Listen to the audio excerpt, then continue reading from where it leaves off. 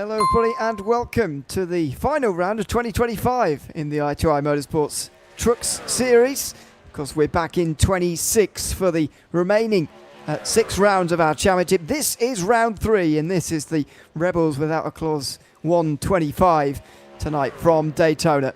It's not quite the time of year for Daytona, but there's no bad time to visit here.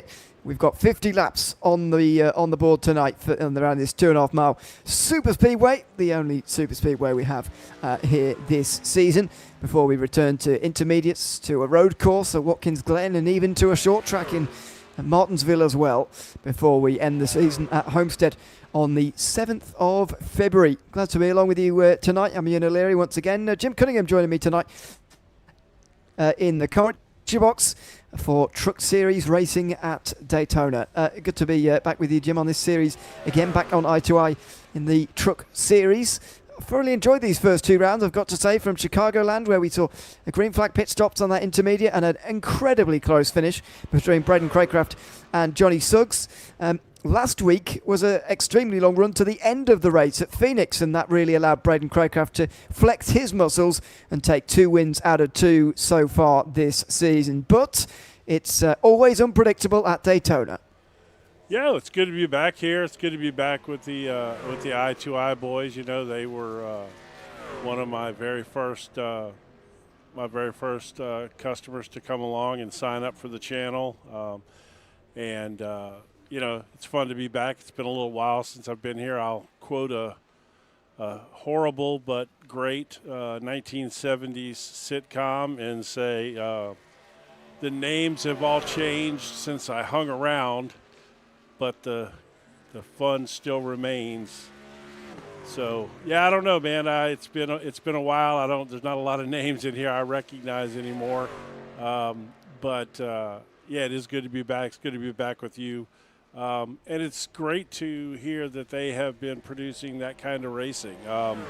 That's what you want to see out of oval racing. You know, nobody wants to have caution fests, and it's good to see that they're doing that. That is, I just did a oval race Friday night that was almost 3 hours. Had 28 cautions, I believe. You can just imagine the amount of fun that was after about caution number, say, 20. But no, it's good to be here, man. It's good to be back with the I2I boys, and so yeah, we're gonna have some fun tonight. Daytona, can't go wrong. Well, exactly, yeah, and already we've got Chris Mackey taking bets in the YouTube chat about when the first caution flies. What does everyone think? Trey J says lap 1. I'm not sure whether that is Trey Graber or somebody else, but anyway, says lap 1. I think that's a bit too soon, personally. Oh, there we go. Okay. So Chris has gone for lap 2. Yeah. Well, if Chris Mackey were here, you could guarantee that it'd probably be lap 1, because he'd run over somebody to cause one. That's a Trey Mackey trait. But anyway, he's not in here, by the way. He's everybody's safe for the moment. Heather Suggs says probably 2 cautions within the first 10 laps, but smooth going after that. Yeah, maybe. That's kind of what we've seen actually in the first couple of rounds. I mean, it's different, isn't it? Chicagoland, Phoenix, so different to Daytona. Almost every area is. But you know, that would be quite a stop-start beginning to tonight, and a very long run to the end of 40 laps or so. All I would be hoping for tonight, Jim, to be honest, is a bit of green flag pit stops. I think they're so underrated in super speedway racing. Absolutely. You never see them anymore. Well, not never, but you rarely see them anymore because of stage racing in the real world. We don't have stages in this series, and that's a good thing. We don't have competition cautions either. If this race runs, 30 laps under green, it's very likely that everyone will have to come down and make a green flag pit stops, and I think they're criminally underrated in Daytona and Talladega racing, because they're so much fun to watch. The drivers pick their way onto pit road using the brakes for the first time in tens of minutes when they come down pit lane, and trying to get back up to speed again, finding your group, trying to stay in the lead group. There's number 69 practicing pit entry, Brian Lashbrook practicing that's pit smart. entry. And exactly, it's a smart thing to do, because it's difficult, but unfortunately we don't see it enough anymore, I don't think. No, that's one of the things that people don't practice is they don't practice pit entries. Oval racing, road racing, none of them. We all hit that button and just tow back to the pits during practice, and and then when it comes time to make that pit stop, it's you don't know how fast to slow the vehicle up. It's it can be a mess. So that's smart. That's the kind of stuff that'll move you up the leaderboard right there. So 5 minutes of qualifying underway. I know it's not the most interesting to watch qualifying at Daytona, but we will try and follow the best times as best we can. There is an art to it, isn't there? There's not much to watch, I suppose, Jim, but actually, if you are qualifying here at Daytona, there's an absolute art to it. Not only the lap itself, but what fascinates me about Daytona and Talladega qualifying, it's the lap before. Yes. Well, because we've got 2 laps here. Yep. Out lap, always that's always a factor. Get it up high, exactly. Get it wound up. Yeah, and it's hard. If you ever try to do it, by the way, to run as close to the wall as you have to try and really maximise your speed up there, it's quite hard to get that right and not hit the wall, which obviously really damages your momentum. Yeah, that's the problem here. If you screw up that first lap, it really screws up your second lap too, because it knocks your speed down, and and so you really toast your whole race like that. But, the fast guys you'll almost always see run right up on that wall for that first lap just to get the truck all wound up and maximum speed and momentum, and then they'll dive it down and run right on the bottom line for that second lap. By the way, Bailey Brannon is in chat tonight, and this is an ongoing discussion over multiple series, and we'd like to know your opinion of the band AC/DC. Is this just on my music taste or just generally on AC/DC? No, just generally on AC/DC. I mean, okay. Because the thing is, I say that they're legends. They've been around forever. And Hamish says that they're rubbish and they're one of the most overrated bands of all time. Well, goodness, that's quite an extreme, isn't it, between the two of you? Yeah, quite. It makes for fun, I suppose I come somewhere near them. I wouldn't say, they're terrible like Hamish. One of my favourite songs as a child, because I think it came out when I was young, or maybe before I was born. Probably, I don't know when it came out. But I listened to it when I was young anyway. I think it's AC/DC. What's it called? Shook Me All Night Long or something like that? Yeah. Is that a... Yeah, have you ever listened to the words in that song? Well, I was a child at the time, and I realise now that's quite mad to be listening to when you're like 7. But you obviously don't recognise that when you are when you're 7 years old. Yeah, it is definitely quite mad to be listening to that when you're 7. You're just listening to that as a child. You're just enjoying the tune, But anyway, I kind of do that with music now as well. But quite recently, I stopped myself and sort of listened to the lyrics properly. And it's quite an experience. Well, anyway, I'll come in the middle. See, Chris okay. Mackey says they're legends for sure. See there, and someone else says Hamish has very questionable taste in music. I will agree with that 100%. What is his taste in music? Well, he's he went to that music festival. Who I don't even remember who was there now. Kind of.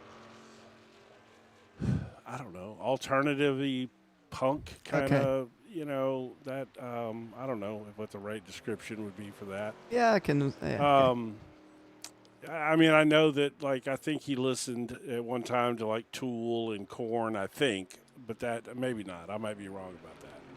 I was giving him hell about it the other day, but, you know how I am. I'll get sidetracked on something, and he and I together, we go off on food or music or something. But well, it's not like it doesn't happen here either. Qualifying, by the way, racing? Just about.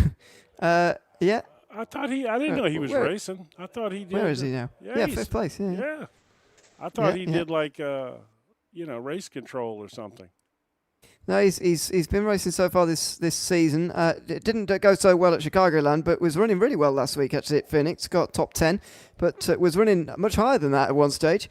and just tyres fell away in the end, which was a bit of a shame for him as Braden Craycraft comes over the line, gets to 4th in qualifying here. He'll be the last driver to finish his time here, just in time actually, at the end of this session. But Trey's been going all right so far this season, and we'll start tonight from 6th position. There are 20 drivers in the server, or at least 20 drivers practiced, 19 qualified just there. We'll see what the outlook is on how many start here tonight as we have a look at the starting grid ready for the I2I Motorsports NASCAR Truck Championship here from Daytona tonight. This is round 3, and the Rebels without a clause 125. Let's have a look at the find your grid. I think I got the that grid if somewhere. we can find it. Johnny Suggs on the pole in front of Caleb Ross. On the front row, Brian Lashbrook, and then Braden Craycraft, who's won both races so far, in 4th. Jason Reeves, who was cheering himself on in YouTube chat earlier. It's allowed. He's got to 5th ahead of Trey Graber, as we've talked about. Michael Dadamo and Daniel Wing, on row 4, ahead of Ryan Simmons and Cameron Sarrow. First non-American is James Tate, again, as normal, really. Chris Hone alongside him on row 6, the only non-American, I should say. Tyler Miller and Kevin Baker on row 7 in front of Jacob Miller and Joshua Whitmire. Jonathan Herbert, Corey Colfus Jr., Trevor Thomas and John Roberts round out the field. John Roberts didn't qualify, but he is on the grid, and he will be starting with us tonight at Daytona. So what's funny about Jonathan Herbert is if he was from Louisiana, his name would not be Herbert. It would be Abear. That's how that's pronounced in Louisiana. He'd be Jonathan Abear. That is it's unusual. That's, it's that Cajun French thing. I don't know, but yeah. I was going to say it sounds a bit French. He'd be Jonathan Abear. Yeah, that sounds a bit sounds a bit French. Chris Mackey, by the way, says that we love everything about Hamish except his music taste. That's but fair enough. Paramore is one of the bands. That's his favorite band. I've never heard of it. I don't think I've ever heard of them. I don't know what. I guess it is that kind of. I'm really not in that kind of music. I don't know what. To be honest, I don't know what you would classify that as. So I probably described that wrong. But I stopped at probably advancing my music taste at about about 2000. With Linkin Park and Godsmack and stuff like that, and then Oh wow! So you do better. You're only slightly older than my parents, but you do much better than them as far as making it that far with your music taste. Oh yeah, well I even go further than that, and I'm pretty wide. I like a lot of hip hop, especially Eminem and the stuff from that era, and Nelly and all that kind of stuff. So I'm kind of all over the place. I listen to country, rap, whatever. Just a little bit of everything. But, yeah, definitely metal and alternative type, harder rock. That's more my cup of tea. Yeah. Chris says, I haven't ever heard of Misery Business. That does ring a bell. Misery Business. I have never heard of Misery Business. Something is ringing in the back of my head. Hey, look at there. Look who's in. Jack Anderson's in here. I guarantee you somebody at Daytona tonight will raw dog it. There ain't no doubt about it. There is no doubt about it. Yep, that's difficult to bet against tonight at Daytona. That's for sure. If there's any place that you can raw dog it, the only place more so than Daytona would be Talladega. Yep. Tires do not matter at Talladega, but other than that, but in this short of a race, you could absolutely go without changing tires here. Yeah, we might well see somebody do that. Oh, I have heard of Misery Business by Paramore apparently because it is in my Spotify, so I must have heard it. Oh. So there we go. Anyway, we'll get back to the race now because it is about to start. The third round of the I2I Motorsports I2I Truck Championship. Rebels without a clause 125 here from Daytona. Ready to go as the 15 of Johnny Suggs brings them to the green. Here we go. 50 laps from Daytona begin right now, and Johnny Suggs gets them underway from the bottom of the front row. Outside him is Caleb Ross getting pushed by Braden Craycraft on the outside, his long-time rival. Let's see how long this first green flag run is as we get into this 50-lap race. All right. Well, I just hope that the bets in the chat weren't correct because they said lap 1 or 2. So I just want to get past that. That's all. Well, I think the second bet was made, to be fair, to say, well, if I go for lap 2, then I technically was closer than you if it's not on lap 1. So that's that could be the theory here, but they're already halfway round. Who the hell is that on the tailgate of that truck? I don't know. It's like Gordon Ramsay, but I'm sure it's not Gordon Ramsay. No, I don't think so. I can't quite tell, as it is Caleb Ross we're looking at there, by the way. Craycraft dives to the bottom. Is he going to lead the first lap? He will do. So the winner from the first two. Oh, and dearie me, look at that, loose there. Daniel Wing trying to follow Braden Craycraft. Yeah, you got to be careful dipping down onto that apron here, man. It will that will upset the truck quick. Look at those two hooked right up. He is glued to his bumper. Look at that. And it does feel to me a little bit more spaced out than what you normally see. Maybe at the end it's going to be all, I mean, look at that. You can't see anything as we look on board with second placed Daniel Wing pushing Craycraft. I mean, I'm a bit worried about him pushing through the corners like this, but he's getting away with it for the moment. And to be fair, they're not getting loose either. Oh, my God, what Daniel Wing has on the hood. I'm going to just have to probably go away from that. Oh, my word. I forgot how fun this league was. we were told, by the way, to expect Star Wars liveries tonight. Yes, so I wonder whether that's the face on the back of that car, that truck there, whether that's something related. But I haven't seen Star Wars really, so I don't know. Well, not for ages. I mean, forever. And I'm not a particular fan of films, really. So I don't know. That's true. Yeah, we found that out. We know that. Yeah, we do know that, don't we? Yeah. Meantime, look at the outside. That's strong suit there. Yeah, the outside's finally coming together. Well, that's, once some tires heat up and those guys, they'll slide up there and make that top line start working. Typically, later you get in a run, that top line gets fast. But you just got to get it organized. Yeah, and that three on the bottom. It's not very good momentum at all for Daniel Wing here as he pulled out a line. Look at him sailing back to the group there, but nobody tries to go around him. Look at the top two sort of breaking away. They can't get too far out, otherwise they're going to get really monstered as a run here from the rest, although 2 is certainly better than 1. Contact through 2 between Trey Greiber and Daniel Wing. People don't realize that side draft will grab you, man. You get close to one another, because it'll literally pull you along. But if you get, sometimes the wind will catch you weird like that, and it'll pull the trucks together and they bump, It's that's not uncommon at all. Well, I do feel, though, that they're side drafting each other so much that they're actually just allowing the two leaders to keep that couple of lengths advantage over their group. That's all right, though. I mean, they're not going anywhere. They're not going to get too far away at this place, so. Just at this point, you just want to keep the wheels under you and, just stay out of trouble, really. Knock off some laps and then start, looking for your spot at about 20 to go, Yeah, I always advocate in these races, to be honest, for hanging around at the back in these early stages. John Roberts has actually lost the draft, by the way. James Tate started from the pit lane, so they're both off the group anyway. But hanging off the back at the moment is Jonathan Herbert in the 6 truck. Not really getting side by side with anybody, not really worried about what's going on in front.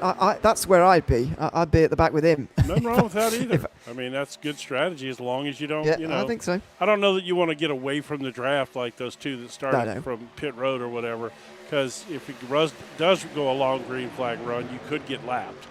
And then, it just depends. On a race that you expect a lot of cautions, that's not the end of the world by any means. But, if it goes a long green run, you don't really want to do that. So far, so good, though. Yep, absolutely. Through first 5.5 laps, and we've got 3 for the lead now as a breakaway is forming again. Daniel Wing has joined them again, and it's Greiber with Brian Lashbrook, who's battling side by side now. Further back in the pack, they're sort of taking it calm side by side, but Trey is side drafting quite hard on the inside line here, and being pushed pretty hard as well on the outside there by Caleb Ross, who's managed to find himself stuck back here as well. This is on the low side, and big shoves happening here to Johnny Suggs. That's on board with Daniel Wing.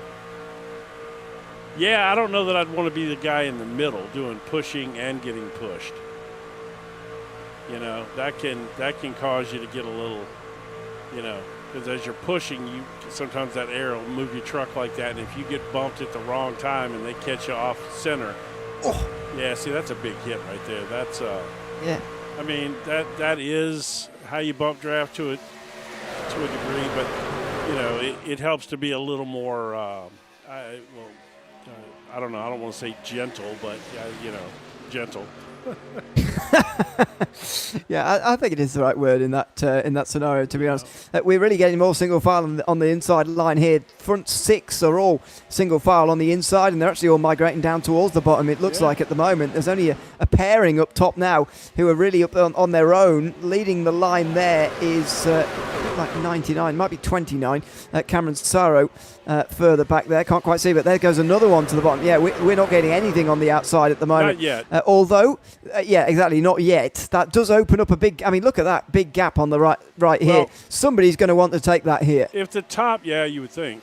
If the top wants to move, though, you know, even if there's just a few of them up there, all they got to do is side draft, and they can pull themselves along pretty decently. But it is straight going single file right here. They are not looking to race hard yet. Maybe somebody bet Mackey and decided they were just going to line up single file and take his money. Speaking of Chris, by the way, asking us whether we know the fuel percentage. Don't know the percentage, but we do know they'll be going about 25 laps about 25 without laps. a draft. Sorry? Yeah, no, about 25 laps is what they said. 20. Sorry, I thought you said 45. No, 25. Information. 25. 25 without the draft, so that probably no caution flags would, you know, probably 27 maybe. Yeah, but it definitely like pushes them up a little bit further here. Yeah, not as much as you might think, though. You know, no, I mean, what I was going to say was, you know, they might just sort of see 25 as a target and think, right, now we're halfway. We know we can do that 25 again. Right. If we're pitting halfway, if it's a green flag stop, and so I suspect that whether they're out of fuel or not, I suspect they'll be coming in around 25 anyway. I mean, the reality is here, your pit time is really based, if it's green flag, is based around who you're going to pit with, who's your buddy, you know, who's going to be with you for the race, because that really is what it's going to come down to is, you know, is having one or two guys at least to come pit with you, and that way you got somebody to run with. Because the last thing you want to do is pit by yourself here. That'll kill you. Yeah, it will. As we're already saying, for those running on their own, John Roberts is now nearly 20 seconds off the back of the pack. James Tate, 27 seconds nearly off the back of the pack, and that's too far back. That's not where you want to be. But Trevor Thomas is now assuming that position at the back of the train. That's where I'd be, just hanging around at the back. Make sure you stay in the slipstream. Don't let it get silly here. But you do not want to be involved in the big crash early on here today. But, you know, the longer this goes green, the more people are going to be fearful that actually there isn't going to be a caution, and so they might well try and battle their way to the front. Yeah, well, I say if there's not a caution and we have green flag pit stops, then I say from the green flag pit stop on, you got to at least try to position yourself. You got to slowly work your way up and be somewhere in that top third, I would say, of the field, you know. So top 7 or so, something like that, 8, you know, you want to be around there. Maybe top half, you know. Just, depends if they're going to run single file or not. My guess is after that pit stop sequence, I think that you're going to see, you know, guys trying to move up there, so they're going to start utilizing 2 lines. Right now they're just, you know, they're just knocking off laps at this point. Yeah, and that's what you expect to see as we approach 1/4 distance already. There is a break in the group now, very significant. At the top 12 breaks away. So Tyler Miller is leading the group behind. Jonathan Herbert and Jacob Miller are side by side, though. Kevin Baker, Joshua Whitmire and Trevor Thomas as well. They're all involved there. The top 12 are all single file, and these 6 have got to get single file as well to try and catch them. Yeah, I wouldn't disagree with that at all. But again, they're not going to lose the draft running like this. You know, I mean, they're not going to lose the pack and get lapped or anything. So they'll be okay. Maybe they want to be back there. You know, maybe they want to be a distance away from that group. So if something does happen, they have time to react. And again, they're just going to wait till pit stops to make a move. I do want to see. And there is starting to be side by side, up in the front group as well. So this is the moment now that they can try and use to catch up. At least they were looking further up in front. Just saw a couple of drivers just looking like they were trying to find some fresh air. And maybe it didn't last too long, because it does look in the distance like it's single file again. And leading all the laps so far is Braden Craycraft, as he has done throughout so much of this season so far. 105 laps this season. I'll get for you in a moment how many laps he's led this season. I think I can find that out. But a whole load more so far tonight. I think he's led every one of the laps tonight, if not maybe minus one or two. No, I think every one. Because he took the lead before we finished the first lap. So I'm pretty sure he probably led every lap. He's only not led, in that case, then 17 laps so far this season of now approaching 120. So that's pretty good going, to be honest, from Braden Craycraft so far this season. What's impressive about that is Johnny Suggs is fast. Mm. You know what I mean? Like, it's not like Suggs is – it's not like he's just, far and away the best truck in the field. I know Suggs is pretty fast from everything I've seen watching the results and all whatnot, So that's kind of almost shocking to me, to be honest, that – that he's dominated like that. That's interesting. So especially when you consider how close it was at Chicagoland as well. Right. At the end of the race, it was hundredth of a second or something like that. It was very, very close between. Those top two, a blink and a push gone wrong a little bit for Daniel Wing, who just steps out of line, and there is a caution, not caused by these two, but there is a caution on the racetrack at the moment.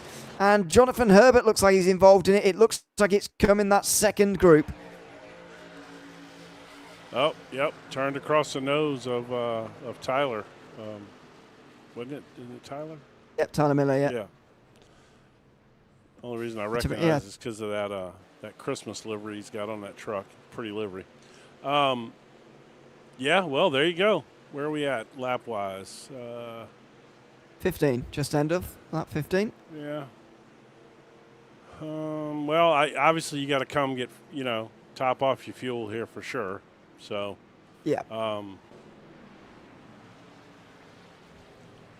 Let's see. Maybe we'll take a look at that real quick from where's Tyler? Okay. I've just seen that the Jonathan Herbert just came down on him, really, didn't it? Almost as if he wasn't really there, which was unusual. Just following on, and Herbert thought he was clear, and he wasn't, and there was contact between the two of them, and the first caution of the night comes out as well as a result of this. Those in the second group will be quite relieved about that, really, and so they can get back in the front group now. He's just trying to follow the car in front, isn't he? And, honestly, I think that was one of those deals where the air kind of pulled them together. They were close, and the air kind of pulled them together a little bit, and then that was all it took, It just at the wrong angle. If they'd have been side by side, they'd have just bumped doors, but the angle that they were at, it pulled him right across the nose like that. Yeah, I suppose that perhaps didn't help when they were running towards turn one there, but either way, that's how we've brought out the first caution, and the pit lane will be open this time round, and I suspect everybody will be in. Oh, yeah. The question for me really is how many tyres are they going to take here? I'm not sure anybody would. I'm not sure I would take tyres at all in this race, to be honest, considering the. I don't know. At this point, the tyres are almost free. The reason I say they're almost free is because. You've got plenty of time to work your way back up. So maybe you take them now under caution. That way, in the event that you have to pit later and potentially under green, maybe you can just do a splash of gas and go because your tires are a little fresher. You know what I mean? You don't want to. Like if it were me, I probably would take tires here, because no tires for. No tires for Craycraft, neither for Daniel Wing or Brian Lashbrook. Ryan Simmons skips out on tyres, at least all four. Corey Coulfers as well. So a lot of guys skipping tyres, but the rest of them who came in did. But we do, by the way, have 5 non-stoppers here. We've got Cameron Sarro, Trey Grobert, Michael Dadamo, Jacob Miller, and Jonathan Herbert, all not stopping at all, which is a brave call. And they are going to need a bit of luck to not have to pit under green here. I mean, I would say that at this point you're gambling that cautions breed cautions, maybe. That's the only thing I can think of. Obviously, when you bring the pack back together and you line them up side by side, the potential for that again in the first lap or two is always there. Yeah, man, if it were me right here, my strategy would have been probably come down and take 4. I don't hate the idea that who was it? Was it Suggs that took 2 there? Suggs. Suggs took. Yeah, it looks like he took 2. 11-second pit stop. Yeah, he did. Yeah. So that's probably 2. So yeah, I would say. Let's see. Can we get that up for the people at home? Let me see.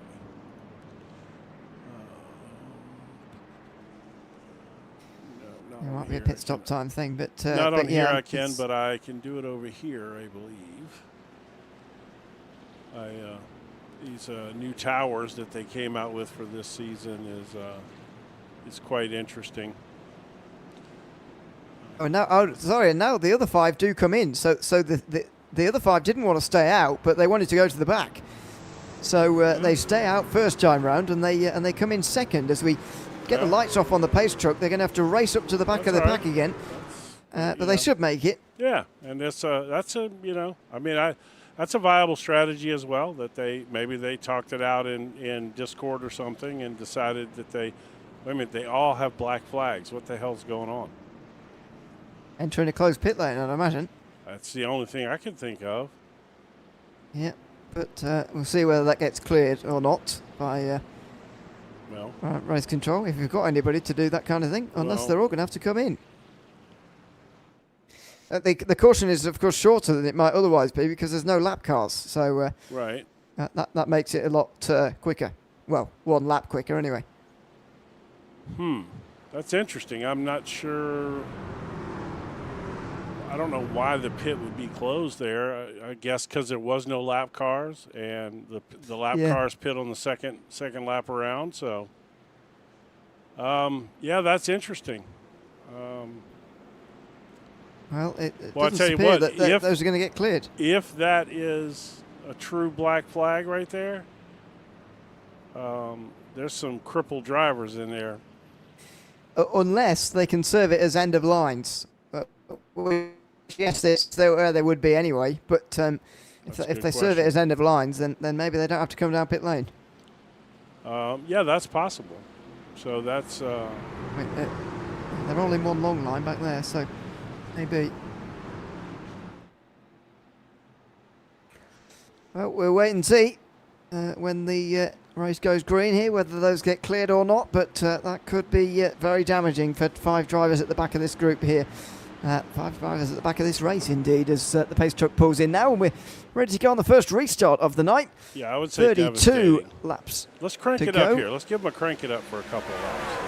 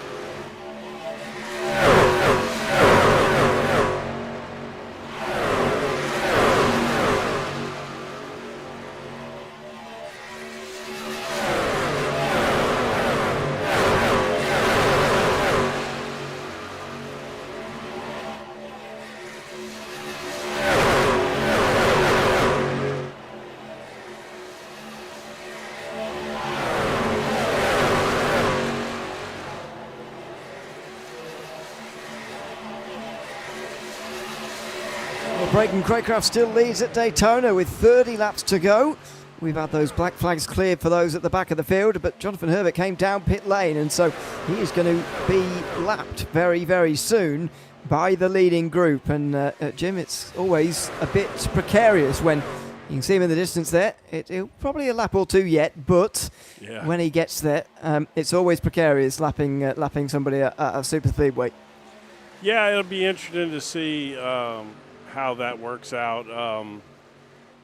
If he remains the only car a lap down, if he does get lapped, and we do get another caution, then no big deal. He's back on the lead lap and good to go, Whoa, kind of scrambling in there like somebody.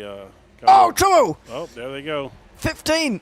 Johnny Suggs in the fence hard, coming to the tri-oval from second place. And we noted earlier that Daniel Wing was pushing aggressively. Was that a legacy of that? As Johnny Suggs finds the wall really hard. Let's see it on board from his point of view. Yep, he's turned by Wing, in fact. It's not a push, it's turned. And somehow only one truck involved. That's crazy. He got off the track, too. Wow. Okay. So, all right. Well, then let's see. Where is we did get a caution, though, right? Yeah. Okay. Yeah, that's crazy. But all right, so let's go. We're going to go on board here with Wing. I believe. Yeah, we're going to go on board with Wing here. Again, just a bit careless, really. I mean, yeah, they just. He thought he was clear, I think. And he just turned across. Yeah, that's that's one of those things, when you're running that tight pack like that, and I mean, it's hard to call that anybody's fault. I mean, that's you cross each other's nose like that, 100 times in 50 laps at this racetrack, easy. So it's hard to say that that's somebody's fault there. It's just misjudged the distance by an inch or two, I don't know. I'd be quite tempted to say that's Daniel Wing's fault, to be honest with you. But well, anyway, I mean, into the pit lane. I think, as by the way, they're all coming in here. 28 laps to go. They believe that they can make this the last stop of the day, maybe. Yeah. I think they probably can. Well, if there's another caution or two, then maybe not even that many. Then they might well be able to make it to the end. So they do have a fast repair, right? Yeah. Yeah. Okay, so Suggs will be all right as far as that goes.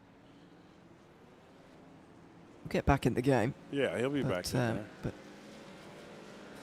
yes. And he's on his way out already, so. Yeah, I mean, he'll be fine. Well, he's not on his way out yet. He's getting tires. But this is a great place to take tires, too, right here. You certainly won't need any from here on, And no. Those that didn't get tires, that it's going to be to some degree an advantage. Let's see. Let's take a look and see what the track temperature is. I never looked.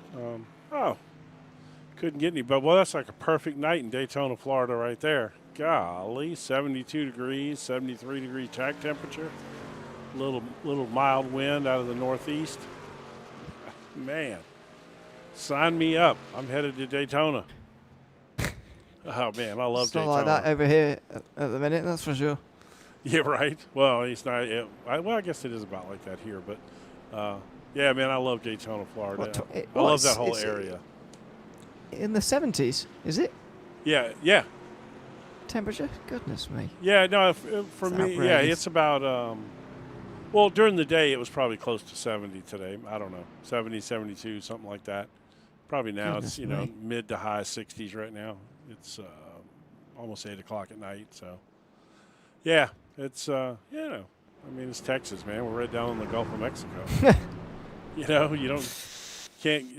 only place you can get further south in the United States is really down in Florida. I'm not sure when the last time I saw 50 degrees Fahrenheit, to be honest with you. But there you go. We're a lot further north. Welcome to the UK. So I was looking at this paint job here on this 88 truck, man. That's kind of an artistic kind of, not autistic either, by the way, autistic. Let's see.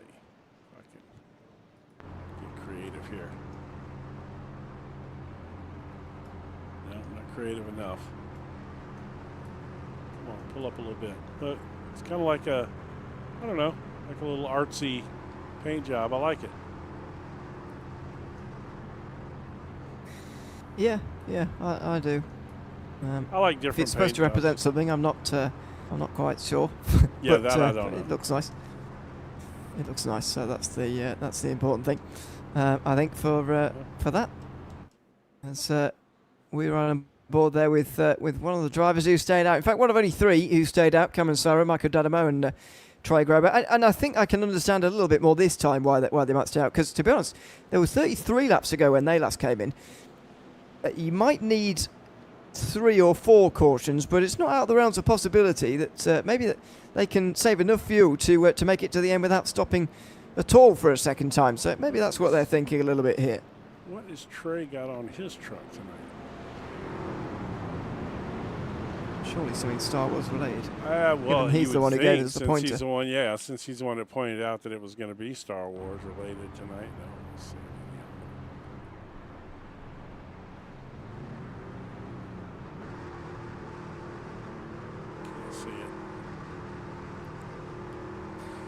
And as I said earlier, I'm not going to understand it even if right. I did. These cameras are set too low, where they're kind of set into the roof a little bit. I need to adjust those. There we go, meantime. As these trucks come to the restart zone again, and we're underway again. 26 laps to go.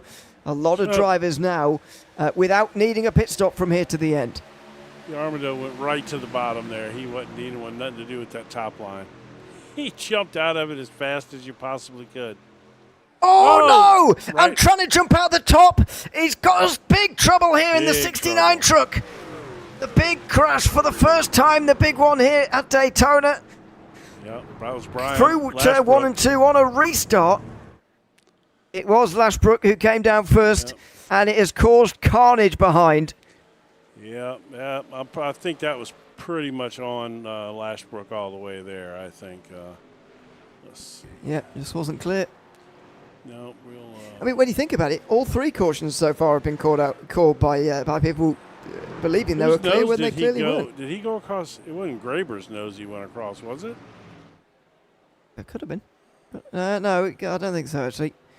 Well, but we'll find out in a sec. No, he's up further forward than that. No, there it is Right right there. And yeah, just wasn't clear. Wasn't even close to clear. No, it wasn't really even close to to clear. That's right.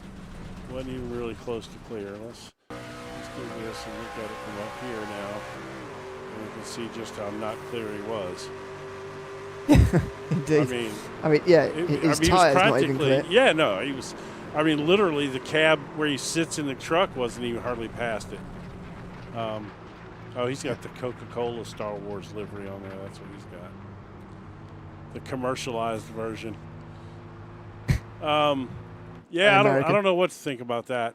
Yeah, I don't know. I'm not sure what he was thinking there. But we tore up some trucks on that. Let's go back and look at it from. Let's see who else got tore up in that. Let's try and count how many cars will be damaged by that. I mean, it was quite if you're on the outside on one of these restarts, you've got no chance. There's 5 or 6 right there. Getting towards 10 actually. Yeah, I would say. Yeah, probably 10. Yeah. Pit road ought to be an interesting place. Most of them though should still have their fast repair. You know, so it shouldn't be the end of the world for anybody. I'm trying to think who would have used their fast repair already. Somebody did earlier. Suggs. Where's he at? Was he involved in that? No, he slowed down in time to avoid it. There's more stops here, by the way. A lot of stops here. So everybody, I mean, I would have stayed out there because those who pitted under the previous caution could surely make it now that they've saved a little bit of fuel. Maybe one more caution max. Yeah, they're making absolutely sure with this. Splash of gas right here, and you're good to go. And Canon Cross and Corey Coopers, by the way, the only ones to stay out. Yeah, you're going to have some damage repairs going on too. So the guys just making a quick splash can get out of there, pretty quickly. Even though the fast repair does happen fast, it doesn't happen instantly. So No. Look at Suggs, just got off pit road. He just moved all the way up to 6th place. He just took a splash and came out. Wow, surprisingly, look at all the guys taking tires. Yeah, lots of tyres being taken. The bottom 11 or 12 have taken tyres. Yeah. They've all gone, as I say, to the bottom of the field, but even so. Yeah, I mean, some of those obviously were guys that were using their fast repair too, so, I mean, that's fine. But I don't know why, if you didn't have damage, why you would consider taking tires there. I don't know. I don't know. I mean, again, it's not going to hurt you. It's Daytona. It's not going to hurt you. So No, and you can work your way through the field just fine. Still. We're still just under halfway here. So we just ticked over halfway now. But I meant just over halfway. Only just. Yeah. What I meant was we have just under halfway amount of laps left is what what my brain was doing, but it didn't come out my mouth that way. So 23 laps to go is the more simple way, I suppose. Yeah, 22 at the end of this one, and indeed, or rather 22 when we go back racing again, which will be at the end of the next lap. The pace truck will have its lights taken off in a moment, turned off rather. And you chat with the folks. I'm going to try to work something out real quick here. Okay. We'll see if I can do this or not while I'm broadcasting. Okay, I'll leave you to that. Bailey Brown's asking me if I've got an opinion on the Star Wars trilogy. Well, you really, don't, for sure. I have seen some of the films. I couldn't tell you which ones. They all blend into one.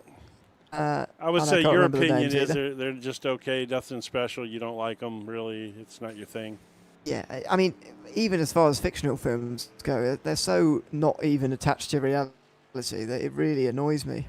Well, it doesn't annoy me. That's the wrong word. But it's sci-fi. You can't. It's not going to be attached to reality. Well, exactly. But I find reality more interesting, to be honest, than sci-fi. But anyway. That's just me. So there you go. That's Ewan's opinion on that. Is it's not reality based. He's not into it. But it's in a land far away, or time far, whatever they say at the beginning. There are a lot of the things about the land we live on that's not very far away that we don't know about. We could be thinking about. So how about that? I can't argue with you because I'm a documentary person and I'm any movie based in a true story, I am much more interested in than one that is not. So, but although I do like the Star Wars thing, you got to understand though, for me as a kid, Star Wars came out when I was 11, and it was so far and away above, anything that had ever come out for, and I saw it in the theater 11 times, ironically. I don't know why. That just happens to be the case. It didn't have anything to do with that. But, it was just that was just amazing at my age. And when that came out, it was just like, unbelievable. Well, here we go again. The caution flag entertainment's over. We're time for racing again. 22 laps still to go. Caleb Ross and Corey Coufers, by the way, to remind you, the only ones not to stop last time round. The back 12 in this field, the last 6 rows, all 4 tyre takers back there. And some damage being repaired as well, with fast repairs, I'd imagine, been taken on. But we're already through further than we got last time in a green flag run, so that's good news at least. But the aggression is certainly being ramped up here. Here goes for the race lead. Corey Coufers side drafting on Caleb Ross and getting into the back of him. Here comes Ryan Simmons. He'll stay on the low side though. Oh, and he wasn't clear. He wasn't clear, was Coufers. He tried to pull in front of Ross, and now he's going to be hung out to dry. Yeah, well, if he wants to hang on, he needs to come down the side draft, like right here. Yeah, just come on over, get you a side draft. You'll be okay. Somebody might jump out there, but it doesn't look like it now. If he if he knew how to side draft, he could have held himself up there, and somebody would have come to him. And they're just sailing past him at the moment. And he might just be looking for a place to come down here. There was a gap there briefly, but not anymore. There goes Brian Lashbrook, by the way, who was the cause of the last caution, I hate to say it. Oh, 3 wide. First time, I think, tonight there with 3 is. wide. Yeah. 18 in the middle there. Tyler Miller won't know where to look at the moment. Daniel Wings on his outside, and look at that. Coming up, the 3 of Brendan Craycraft coming up as well. Whoa, hold your breath. Oh, dear me. That was tight there. Tyler Miller pulling down to the low side to get out of a 3 wide moment. Tyler Miller was like, nearly turned himself. What in the hell am I doing here? I don't want to be in the middle of this. He wanted no part of that, I'm sure. Oh, look at that 3 wide. Well, I'll tell you, 3 wide is not easy here at Daytona. It's much easier at Talladega than it is here. Yeah. That's a nice push right there. Yeah, Craycraft's a good pusher. Yeah. Well, I'm sure. I suppose it's a good. Well, you got to be, the thing is, there's an art to both of them. There's an art to being pushed, and there's an art to being able to push. Look at this up here. But, the one common thing between the both is that you've got a fast car, and that's certainly what Braden Craycraft has at the moment, as he and Wing now get up to the back of the already existing outside line, headed by Johnny Suggs there in the 15, who's electing to take that line because there is space for him to duck down low there, but he didn't take it. He wants to search for something on the outside, and they've really got some momentum going here. Yeah, they really do. They kind of pulled apart. See, that's where the knack of knowing how to be pushed very well is. If you drag the brake just slightly, you will keep that truck on your tail. The problem was he stayed in the throttle full on. Well, now apparently he's just going to try to go by him. But if you drag that brake slightly, you will you can keep that truck on your bumper and you'll get a better run down the straightaway. Hold on. Boy, Wing my goodness. caught him wrong there. That's. Yeah. I'm not gonna lie to you. I like Daniel Wing and all, but I don't know that I'd want him pushing me at Daytona based on what I've seen here.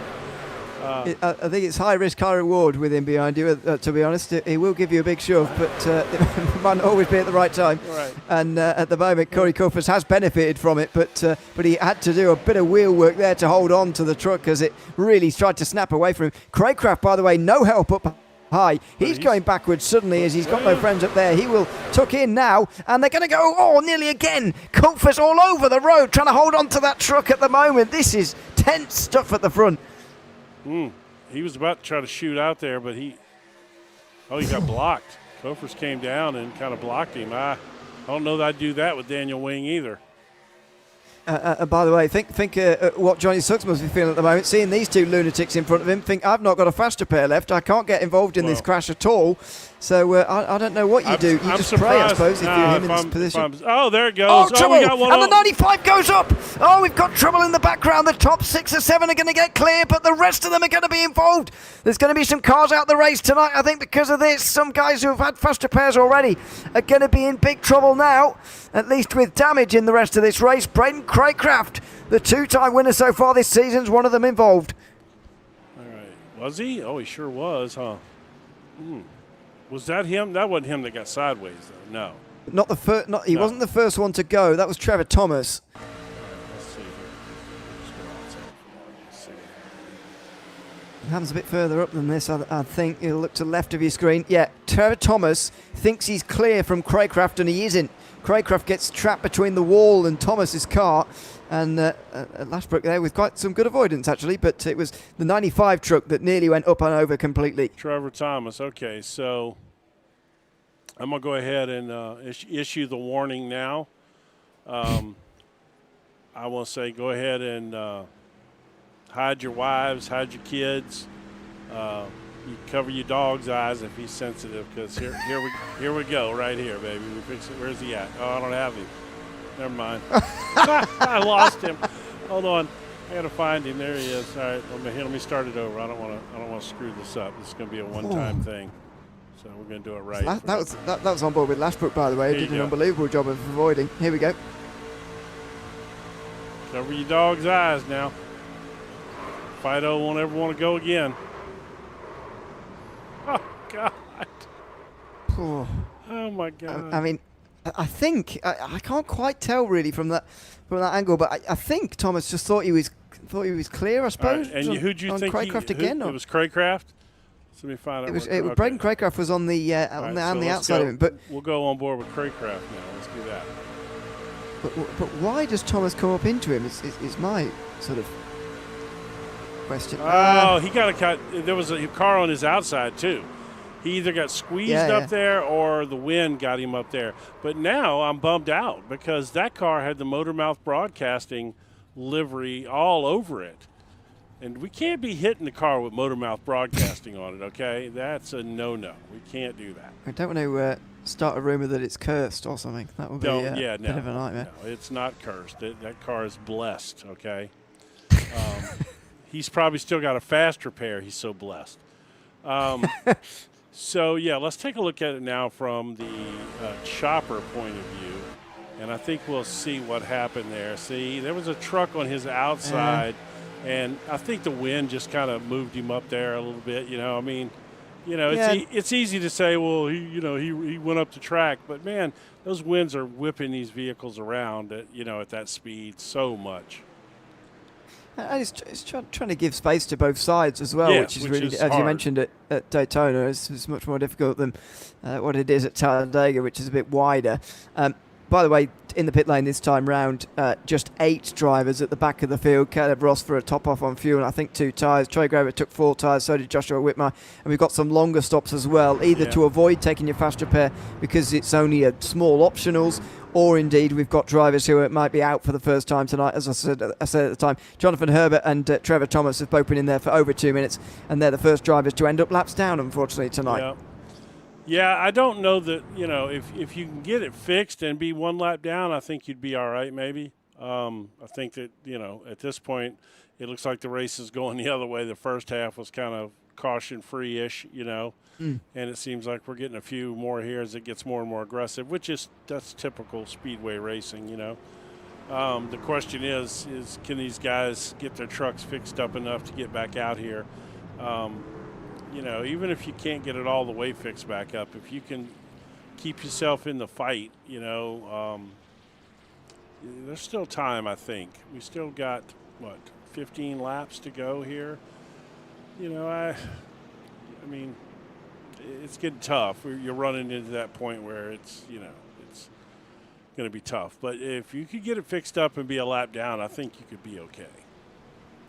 Yeah, of course, free pass each time for the first car 1 lap down, and so they want to try and stay in the game here.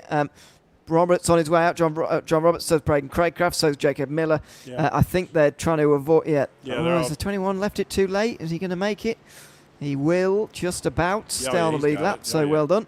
Yeah, easily made it, actually.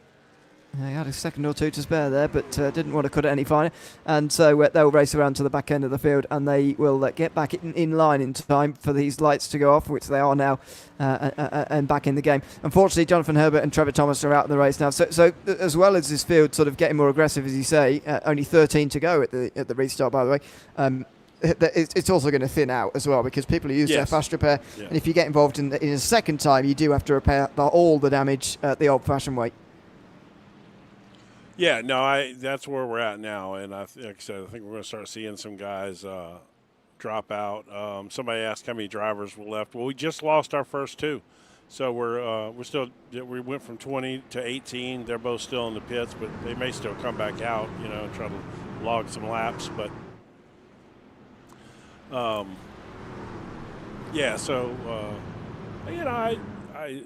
think we'll see.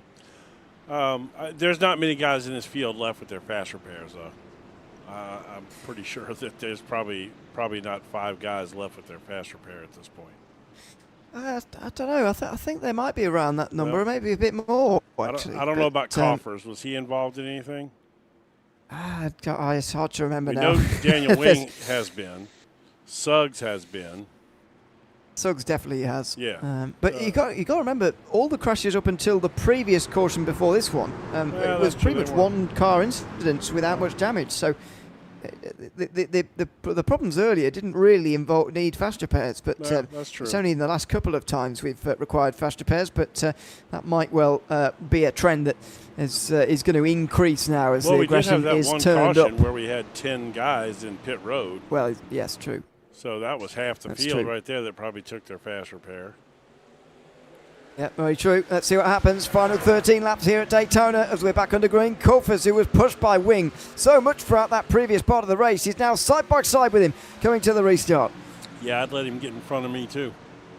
Yeah, I think he did intentionally there. You know what's funny is, I've commentated a lot of races with Wing. The very first race here in I2I, Daniel Wing was in it. And he sailed it off into turn one on the first lap and lost control and wrecked half the field, and I called him out for it, and that's just funny. I just had that memory pop back.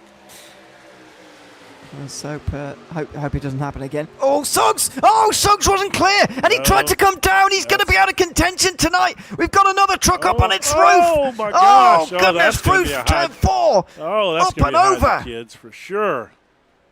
That's so sad. I get excited about the hide your kids. Another one. Oh, my Through goodness. 3 and 4 this time. Again, it's a driver who wasn't clear, trying to come down to the low side. That looked like Wing, but it was It's a not gray. him. No, it was a gray truck. It though, is. It is Wing. How did Wing get involved in that? Well, I guess we're fixing to find out, aren't we?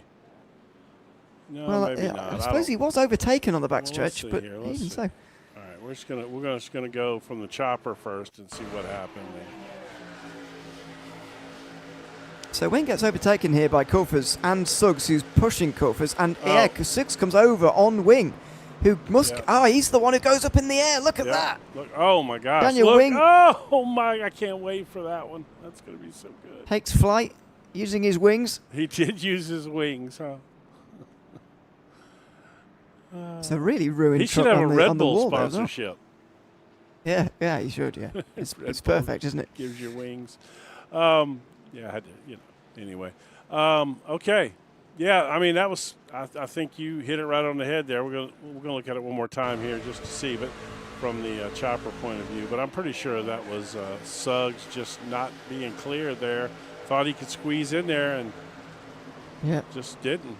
Couldn't. I mean, I guess I guess there are people that would argue that Suggs could have lifted or whatever and let him in, but that's a different argument entirely there. You can't be expecting someone to lift on the inside to let you in at this stage in the race. I mean, there's 13 laps to go, after all. Bailey Brannon in the chat. Suggesting you cursed I didn't Daniel Wing. I didn't wreck it. I ain't wrecked none of these, okay? Talk about curse. You did bring up that crash, though. Look what you did to my LSU livery, Bailey. Not only he's supposed to race the LSU livery the whole season, he blew the truck up and then he bailed on the league so he didn't have to race the livery anymore. No, I'm kidding. Anyway, all right. So now here we go. Time to hide those kids again. All right, where's Daniel Wing? Here we go. All right, we're going for the. This is an even wilder ride, I think. I think we're going to go for the roll bar one. I think. Yeah, that's what we're going to do. We're going to go for the roll bar one this time. Is that Wing? Yeah, that's what Yeah. Yep. Here comes Suggs. I'm not sure this camera's going to enjoy this.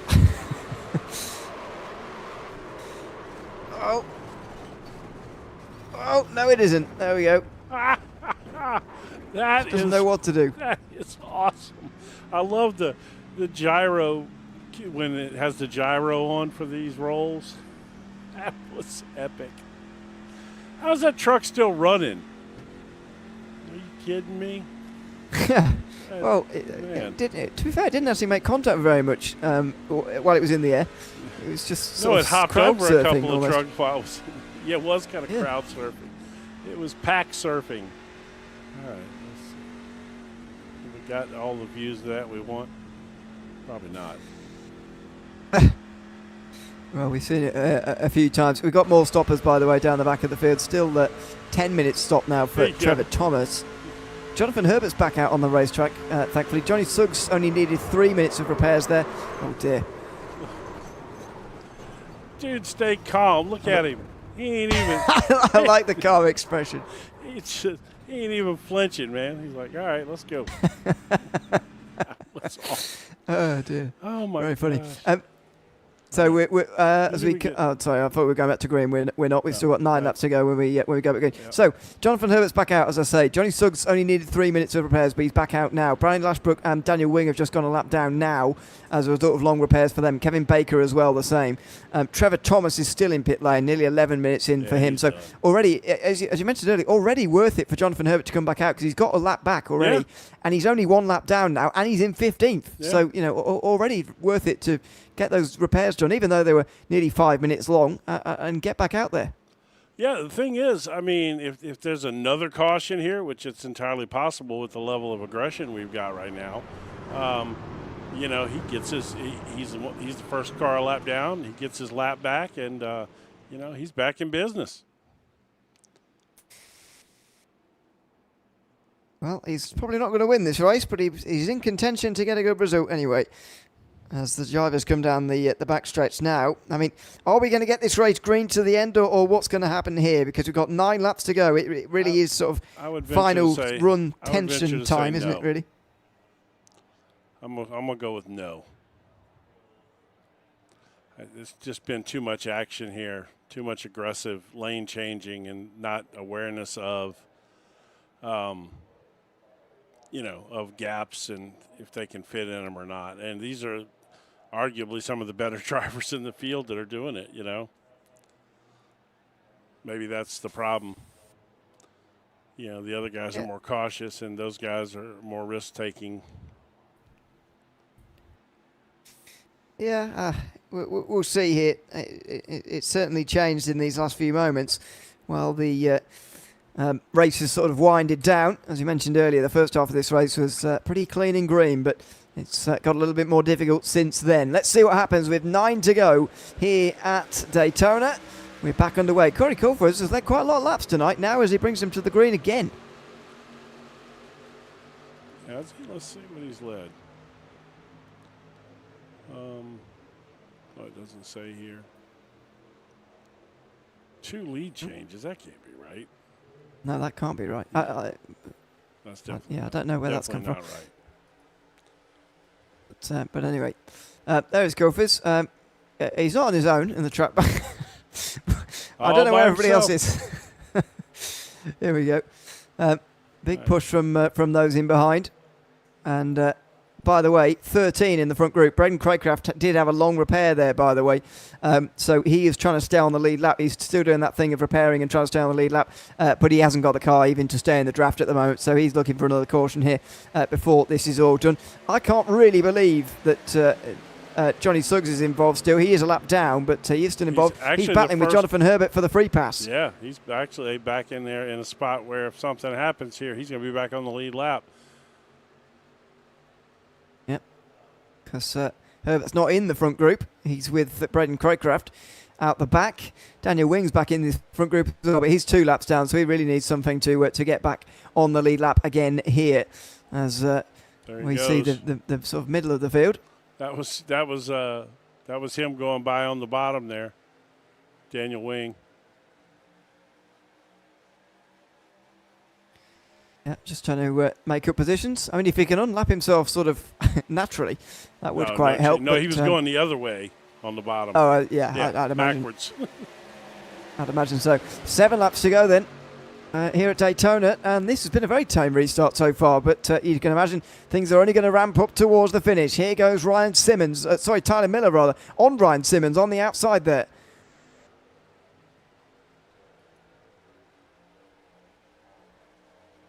And the 14, is he going to push the 18? Yep, just a little bit. There you go. And Coulthard comes up to block. Oh, 18 ticks below him. Look at this. The 14's now going to be with Coulthard. Yeah. We might well see another lead change here very soon as Tyler Miller goes for the lead. That was a nice move by Miller. Yeah, just saw that he got clear there on the low side and decided to go ducking from one side to the other. Coulthard's still going to get a good push though here, and he's going to lead another lap here. Yeah, well, apparently that the 14 truck's a pretty good pusher there, the Chris Hone. What's funny I didn't even realize he was in this race. He's been so quiet so far. Yeah, well, Chris Hone. What's funny is the way to do it. You notice he's running the Frank's Red Hot paint scheme. Oh, now you've said it, I do, yeah. Yeah, well,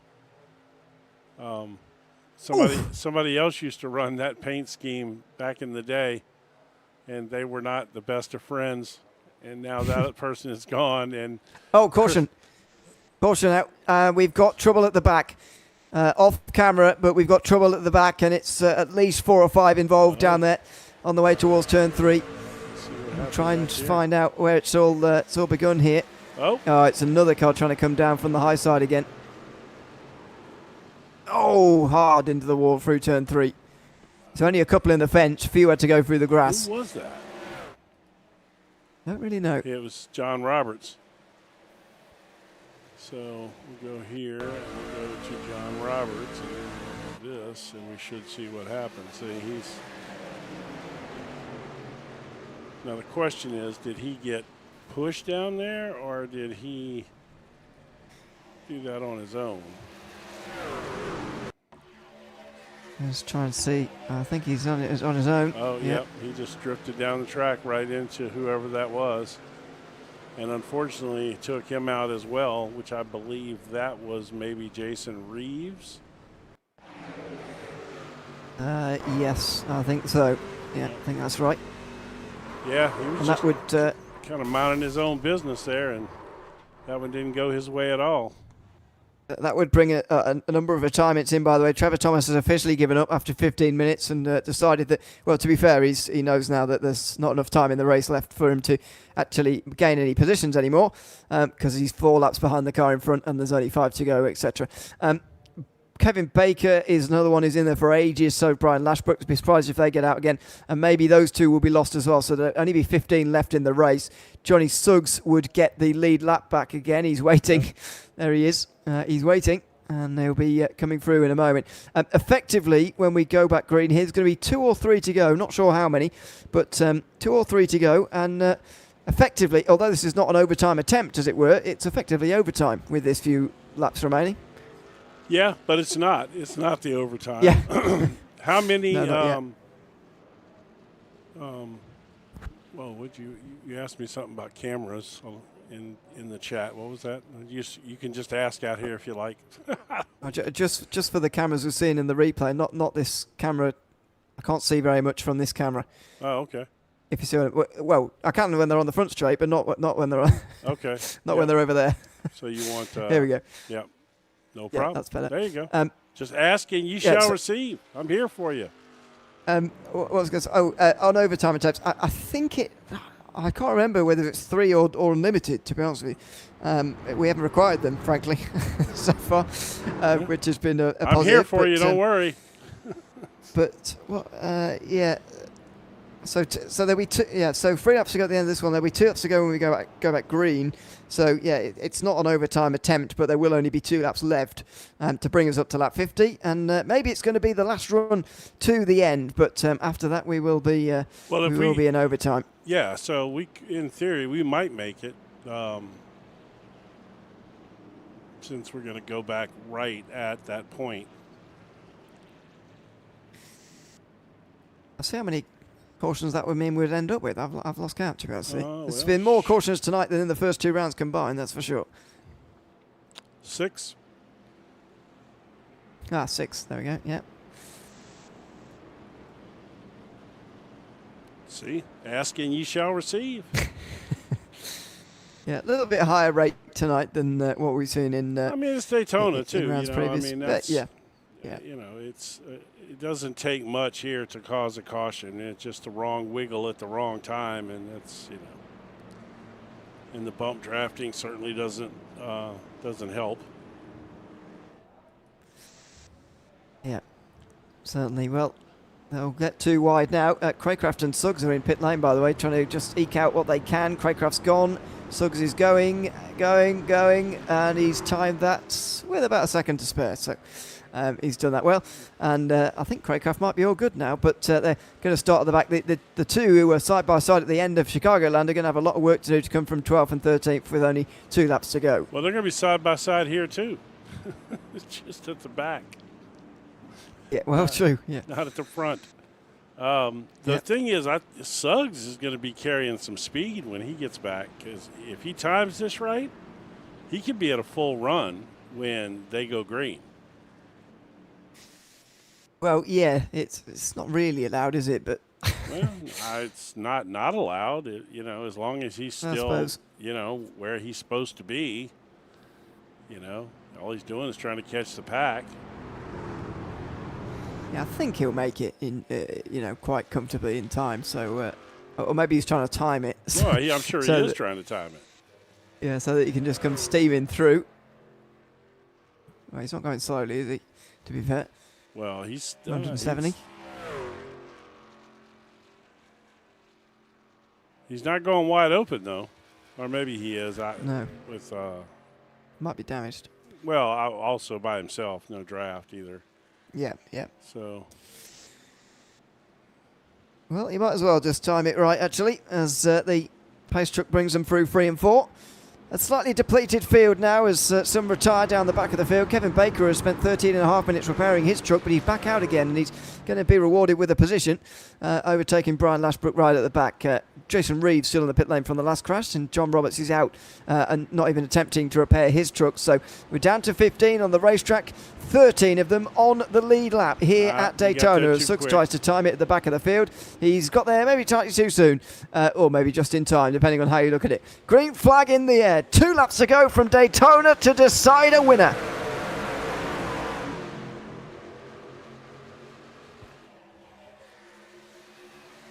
And look at that. The 14, Chris Hone didn't get off to a good start and then just slaps down in the inside lane. Look at that. No outside line at all. This is probably the least I've ever seen the outside line used at Daytona. Ooh, 3 wide in the background. 3 wide right here. They're all moving around, moving and shaking to try and get the race lead here. Chris Hone again leading the outside line, but there's nobody pushing him here. Is anybody going to come up and help him? Now there might be a helper, but he's going to try and come in. Wow, that's a tight gap, but he got in there somehow. We're going to go. This is it. We're going to get there, I think. Oh, we've got a few metres to go yet, and look at the blocks. Oh, he's not clear. He's not clear, Curry Coffers. He's let someone on his inside for the first time tonight, and he might well lose the lead heartbreakingly at the end. The white flag's waving. There's 1 lap to go at Daytona. Yeah, Tyler Miller's in good spot here. He's got Hone behind him. Hone is a good pusher. We talked about that earlier. He's a strong pusher, so he's in a good spot right now, Tyler and Hone behind him. Oh, and Corey Kupfer's getting aggressive on the backstretch, trying to get that lead back, but it's slipping away from him at the moment. I think this is going to come down to the front too. You can see how Hone is just sizing himself up here to try and get the runoff for 4. He's not going to have help from anybody. He's going to have to get the runoff for 4, side draft, and get back to the tri-oval. Here he goes. He's going to get alongside him. Here he goes for the side draft. Trouble in the back as Hone drags past. There's trouble. The 14's going to win. Sideways across the line. Chris Hone's going to take the win at Daytona. Tyler Miller tried everything to keep him back from the victory. Chris Hone's going to win by a nose. James Tate, who started from the pit lane, is going to be 3rd. It's a brilliant finish here again at Daytona. And Chris Hone, who we didn't speak about until there was about 8 laps to go, has won. That was awesome. All right. So, let's see. Let's go Chopper first. He just had to time it right, just get the side draft early enough, and he went straight away pretty much. I thought that 71 was going to take the bottom there, I did. But he got hit in the process, but I don't think he got there. But, yeah, Hone, man. Okay, that was pretty wild. All right, so now let's see. We're going to go – where is Hone? We're going to go with Hone. And we're going to go here, and then Goodness we're me. go inside with Hone. I mean, just but tactically perfect, really. Onto the high side off a 4, and then does get turned. I don't think he comes down, but still has his nose in front and very nearly goes over. But Right. they wreck over the line. So now we're going to go Tyler Miller inside. Yeah, he was just trying to be side drafting, I suppose, himself very, very tightly there, but ends up turning Hone in the end. There's just not a lot you can do when you're leading, really. No.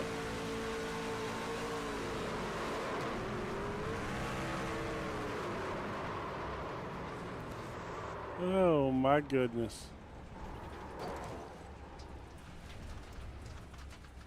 I'm not sure there are many trucks that haven't been in a crash tonight after no. that. No. I think that was, yeah.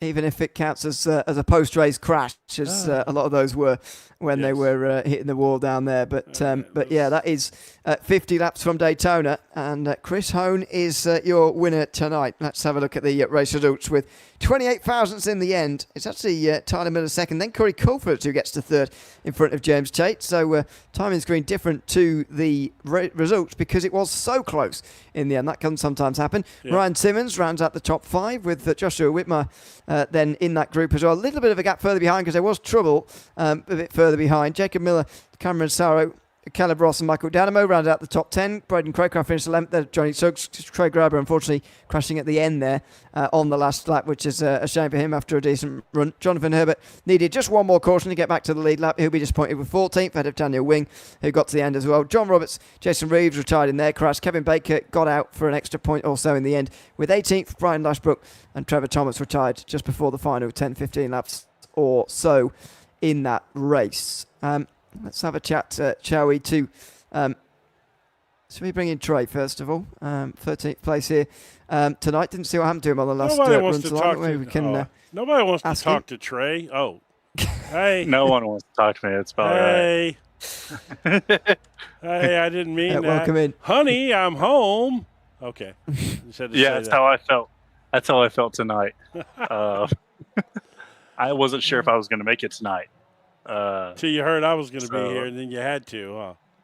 Oh, yeah, absolutely. I got on Discord and saw you in the broadcast booth, and I was like, oh, I got to make it home now. That's right. Yeah, these are rare, man. I got permission from my wife for the Saturday night since Aiden was off. So, yeah, you're not going to get many of these.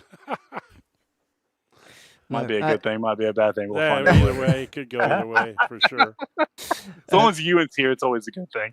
Yeah, as long as you got Ewan, you're in good shape, yeah. Tell us a little bit about your race, Trey. I mean, the results sheet shows you miles off the back of the pack in 13th place. Obviously, the rises and falls throughout the day. Just what happened on that last restart first?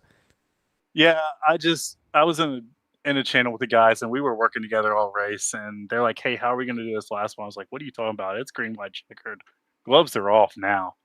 Like, we're every man for himself at this point. And I just got a little bit overzealous and tried to take 3 wide in a spot that didn't need it. Should just stayed behind the guy that was in front of me and pushed him. But got overzealous, kind of got loose, ran him into the wall and tried to drive it backwards across the line, but it wasn't pulling a Ross Chastain today. So I had to drive it backwards and then put it in first gear and drive it forwards across the line. So that took some time, but I mean, it was a lot of fun. We got some things to look forward to when we come back from the holiday break. But I think we're going to be okay. It's Daytona. We expected a lot of cautions and stuff. So, but yeah, we got a couple of weeks off, and we're gonna work on some things and kind of talk to the guys in the league and see how they want to move forward with some things, and we'll take it from there. But yeah, good race tonight for everybody. What's next on your schedule? Watkins Glen? No, Auto Club. No, we go to Auto Club. Yeah, we go to Auto Club coming up. So it'll be a good flat. Parking lot 500 or whatever. Pretty much, yeah. Parking lot 200 or whatever it is, yeah. Yeah, so it'll be a good Auto Club. We saw it last year in the Xfinity Series. It's wide. It's you're able to make moves and stuff. So it'll be awesome. Plus, we've actually got we signed Premier Racing sponsor. Yeah, Premier Racing Setups. Yeah. Yeah, Premier Racing Setups as a sponsor this year, so they're going to come on board for that race. So good setups. We're going to be using. We're going to be using their setup. There's another league that I broadcast that Premier sponsors. Yeah, yeah, they're good setups. So that'll be nice. So we're excited to have them on board. Richard's been a lot of fun to communicate with and get things going on that end. So I'm excited to have them jump on board and help us out, and we'll see how it goes come Auto Club. What you're gonna get looks like you're gonna get a Jack Anderson invasion for Watkins Glen. He's on there licking his chops in the chat over a road course. Hey, he's more than welcome to come in and show these guys how to turn. That's right. Yeah. How to turn right. Yeah. We'll take all the help we can get on that on that front. But no, yeah, we're excited for it all. So. All right, buddy. Yeah. It was good to be here tonight. Good to talk to you. And as always, I'm glad I could bring some cautions along for you. I thought about it when I was talking bad about Daniel Wing at one point. Not really talking bad about him, just talking about him. We love Daniel. And then I flashed back to the very first race for I2I when he sent it off into turn 1 and wrecked half the field. You remember? Oh, I try not to, Jeff. Oh well, it was the first race. I remember it well. I'm like, why would you sail it off into turn 1? I don't know. It was funny. Anyway, it was good to talk to you. It was good to be here tonight. And you'll have Aiden back after Christmas, so you only get to listen to the one broadcast with me. That's fine. Talk to you later, thanks so much, buddy. Shane. We'll have a good Christmas. We'll see you after the new year. Sounds good. Thanks very much. That's Troy Grover, who finishes tonight, by the way, in 13th place, obviously running things behind the scenes here at I2I. Let's have a chat, though, shall we, to race winner Chris Hone, who we've kept waiting a little bit longer than we maybe should have. But Chris joins us now. Chris, welcome in. Congratulations on winning tonight by a nose here at Daytona in front of Tyler Miller, James Tate, Corey Crawford. Really? Well, yeah, or by a side if you want, by a corner of a nose. How are you feeling at the end of that one after that short run to the end and that first win of the season for yourself? Oh my God, what a great race that was, right down to the finish. I mean, that wasn't exactly the way I wanted to finish the race, but, whatever wins a win, I guess. Sorry if I roughed that second place car up a little bit there, truck rather. It happens. I think it was all okay on the run to the line, to be honest with you. I mean, I want to chat to you a bit about the early part of the race, because there was about 8 laps to go there, maybe in that second last green flag run, and you were maybe pushing in the second line for the first time I noticed. The first time I said your name almost an hour into the race, I didn't even realise you were in the race. So what was that first part of the race actually like there? Because you seemed to keep out of trouble very, very well. Yeah, the game on these super speedway races, just kind of keep your nose clean, see how you make it through the wrecks and stay there till the end, and try to capitalize on a good finish, which is what we were able to do this time, finally. Yeah, well, I was going to say, you haven't had a top 5 yet in the first 2 rounds of this series at Phoenix or Chicagoland. So how have you been finding it so far? Been going good. I mean, I've been doing a little, patience game a little too much, I think, to the extent of maybe at fault a little bit, not being aggressive early, and just trying to settle in and get a good run. And finally it paid off. Absolutely. Well, congratulations. Celebrate the win tonight. And thanks for coming to chat to us after the race as well. I got one real quick. So, first of all, I love that Massachusetts, Boston. It's not necessarily Boston, but definitely a Massachusetts accent there as we're watching you go sideways across the line. That was awesome. And then you're up on I didn't even realize you went up on your side. Yeah, you did. So my question is, I noticed that you're going to hate this too. It's going to piss you off probably, but it's me. So you're running that Texas Pete Red Hot livery. I couldn't help but notice that. And I think back to prior days around here, and one of your not so most favorite people used to run a similar livery to that. I just thought that was kind of funny that you were running that livery now. I'm not going to ask to elaborate on that. Let's just say that. Oh, you know who I'm talking about, though. Maybe, yeah, maybe. That's good Jeez, enough. how do you know that background? Let me ask. Well, I was here. I used to be the commentator from the beginning. I've just been gone this season. I was here for all of last season. Oh no, that I'm fully aware of. I mean Oh. the backstory. Oh, well, how could you not, you know? I mean, come on. I was in the Discords. I knew what was going on. Plus, you know, I talked to Trey on the regular. I was giving advice from the backside there. So I was actually I was the one that said you didn't need to be penalized on that particular race where you got penalized. We won't elaborate any more on it but that was me who in the background saying that you should not have been penalized for that. Just so you know. Yeah, well, why thank you for Yeah. being on my side on that one. Yeah, I mean, I was it's just a racing incident. It happened, you know. I mean, I come was, on. I was I was just trying to get the hell out of the way, you know. Right. It's just a Oh well, what are you racing gonna thing. do? But look, man, Yeah, what am I- congratulations. It's good to see you up front, running up front up there, and getting a win. That's awesome. And you probably are going to get on a reel or two with that win, since since you went sideways across the line and then flipped. I'll venture to say that's probably going to make some highlight reels. So you'll be out there on the interwebs with your highlight reel now. Sounds good to me. I'll take it. Thanks, guys. All right, See buddy. you next All right, weekend. congratulations. Thanks, guys. Awesome. Thanks very much. Have a good one. Bye now. That's Chris Hone, winner tonight from Daytona. Well spotted on the accent front. I'm getting better at American accents, but Well, I wouldn't have spotted that. I can't That lie. Massachusetts Boston kind of accent is very distinctive. It's I'm sure there's some in Britain not as distinctive as a southern accent, may I say?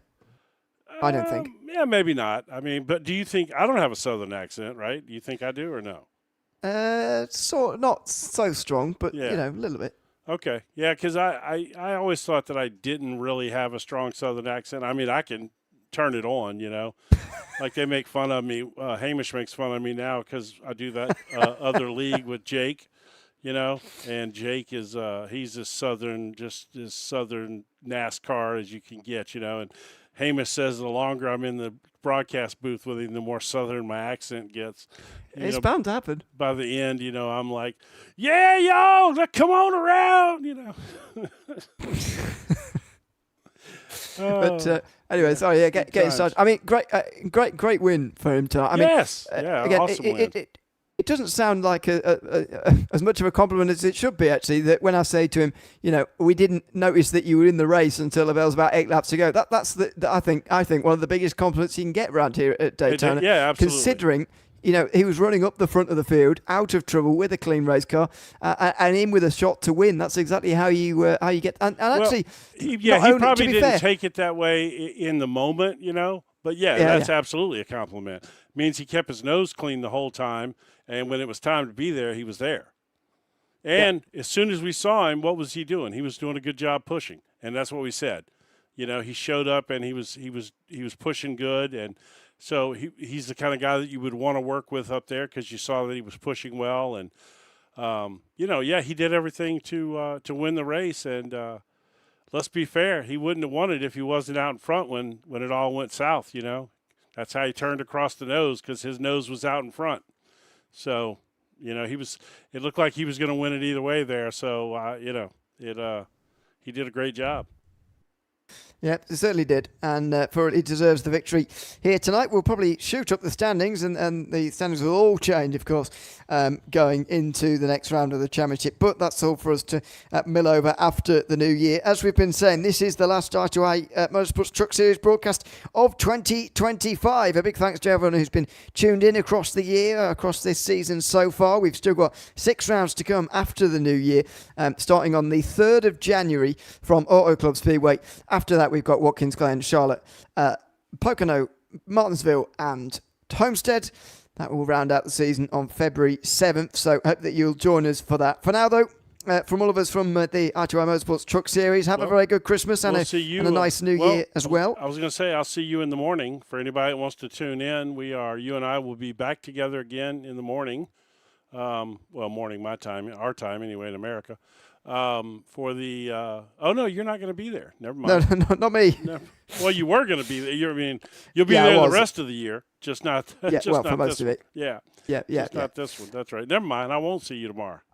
No, no, but we'll of course be back on MotorMouth next tomorrow, and indeed in the evening as well. So plenty more racing coming between now and Christmas on this channel, as it were, but not from I2I Motorsports. So a big thanks to everyone who's been tuned in this series this year. Have a good Christmas and New Year's, and we'll see you afterwards. But for now, from myself, Ian O'Leary, Jim Cunningham alongside me, this has been the third round of the I2I Motorsports Truck Series here this season. The Rebels without a cause 125 from Daytona. We'll see you again in the new year from Auto Club, but from all of us for now, it's goodbye.